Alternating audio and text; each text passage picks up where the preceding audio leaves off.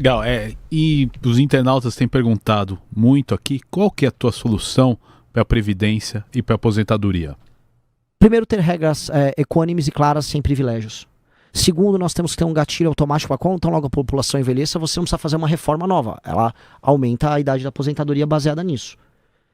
E basicamente isso, porque a Previdência é uma bomba pra tudo. Nós temos depois que fazer a gente vai ter uma conversa grande, porque Renan, acho que a gente não tem que fazer só paramétrica, a gente tem que fazer uma reforma baseada também no modelo. O que é a reforma paramétrica? Reforma paramétrica é o que tá lá na nossa PEC.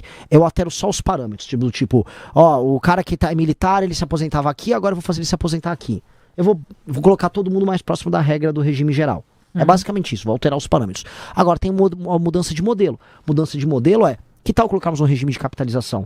Que tal uma pessoa que está ganhando mais, ela pague um pouco para o regime geral, para o custeio do regime geral, e o restante ela coloque para uma capitalização dela, para criar um mercado próprio, para criar poupança que gera investimento?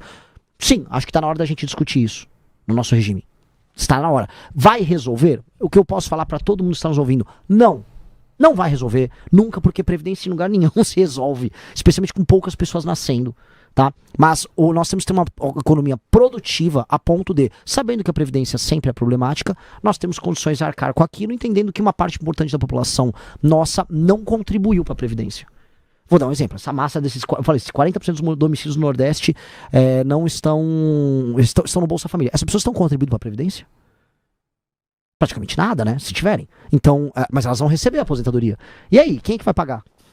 Entendeu? Alguém vai pagar. É um regime complicado. Então, se é um regime complicado, nós precisamos extrair o melhor dele para ser justo com as pessoas que estão contribuindo, para prestar alguma assistência para as pessoas que não estão contribuindo, para que ninguém morra desassistido, claro, ninguém aqui é desumano, mas que seja funcional e que o Estado seja capaz de arcar. Mas, candidato, assim, existe um problema antecedente, essas pessoas não contribuem porque tem fraude? Tem gente que tem, tudo isso. Eu não tô falando de fraude, tá? Não, tudo bem, eu só tô falando assim, essas pessoas não contribuem porque não tem como atividade contribuir. Econômica. Exatamente. Mas eu não tô culpando elas.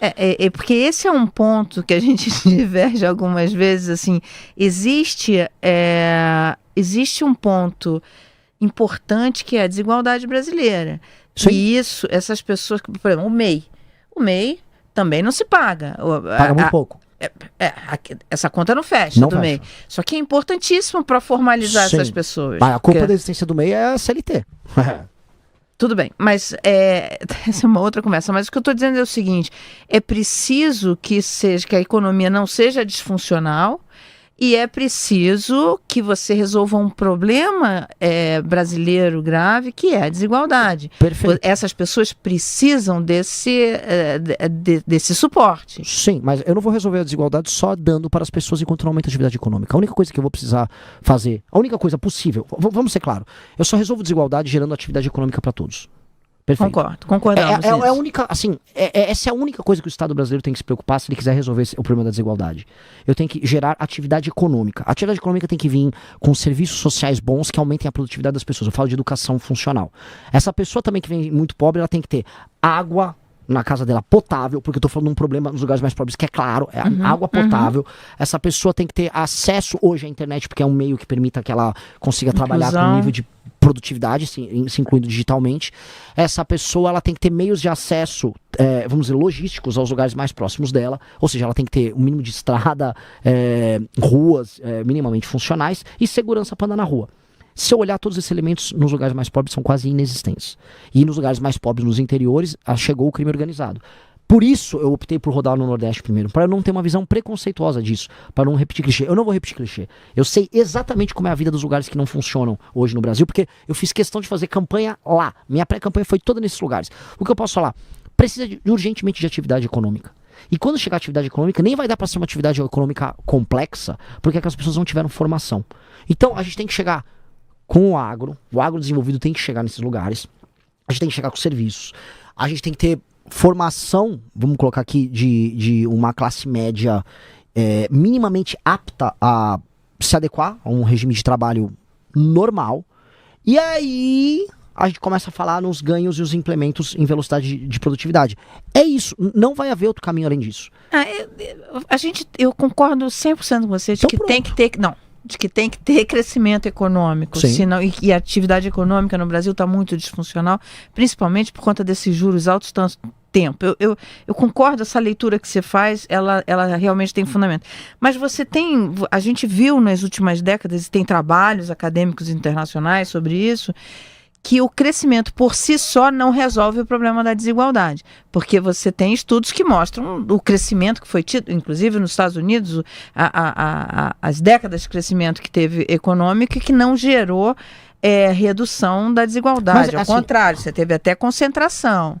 Aqui assim, se você tá um status norte-americano, as suas discussões vão ser sobre outros termos. Ok. Você vai aumentar ou diminuir. Eu estou falando de lugares, Mara, que não tem atividade econômica.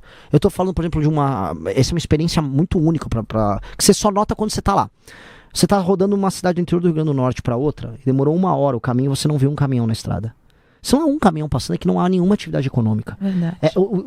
A gente tem que olhar o que China, Vietnã, Índia, porque o nosso termo de comparação são esses caras. O que esses caras fizeram? Muitas coisas, mas em todos os casos em comum teve crescimento econômico. E aumenta a atividade econômica em lugares que eram muito primarizados. Esse é o básico. Essas pessoas têm que se sustentar e viver com as próprias pernas.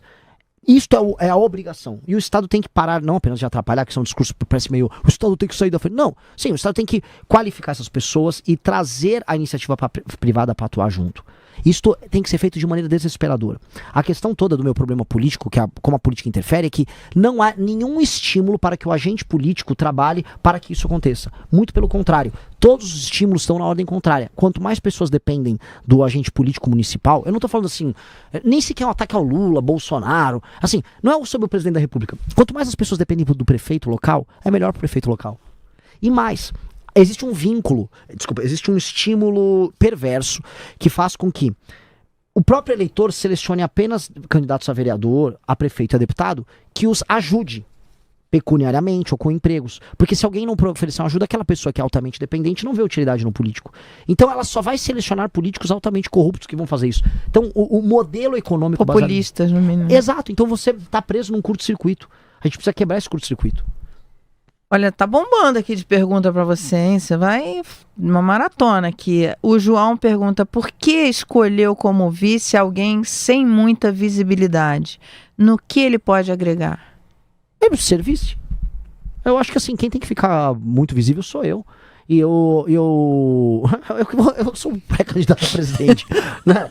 Eu acho que quem tem que ser um vice? Tem que ser uma pessoa com uma personalidade complementar à sua, com um perfil complementar ao meu, que tenha características que complementam, estou sendo redundante, mas que complementam as minhas. Quais são as duas maiores preocupações do eleitor hoje? Se eu for falar em termos... Porque assim, posso falar porque eu escolhi o Haroldo? Porque eu adorei o Haroldo. Foi só isso. A escolha foi tipo, gostei de você. E por que você gostou dele? Porque ele é um fofo e ele é um... De verdade. Posso contar um momento? Pode. O Haroldo, eu já tava de olho nele. Assim, tava de olho nele no Busnello. Os dois estão filiados ao nosso partido. O Busnello foi sniper do BOP, é um homem inteligente, só que ele é nosso pré-candidato ao governo do Rio. O Haroldo era nosso pré-candidato ao Senado pelo Rio Grande do Sul. Também veio da Polícia Militar do Rio Grande do Sul. Só que são perfis diferentes. Estava no Rio Grande do Sul. Tava lá naquele friozinho, vi um discurso dele, um homem muito formal, muito educado, foi bolsonarista, deixou de ser bolsonarista, tem uma filha que me apresentou, conhece o Renan, filha de 29 anos, que é uma veterinária cachorreira, tem muito cachorro, ele é um homem que cuida de dezenas de cachorrinhos na casa dele, que ele chama de meus pet filhos, um fofo, eu juro pra você, o Haroldo é um fofo. Aí eu tô num palco, falando minhas atrocidades lá no palco, o Haroldo ajuda a me corrigir de maneira muito elegante, saca uma medalha que ele ganhou, olha o prêmio que ele ganhou de bravura do Rio Grande do Sul.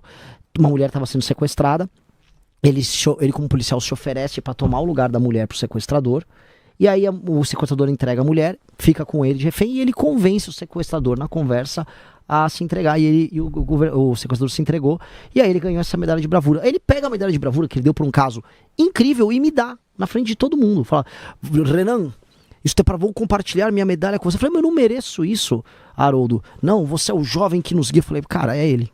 É ele. Então você caiu na conversinha mole dele. Como caí, é um vovô sedutor. Esse é um vovô sedutor para seduzir as vovós bolsonaristas, não tem nada melhor. Olha o que ele fala.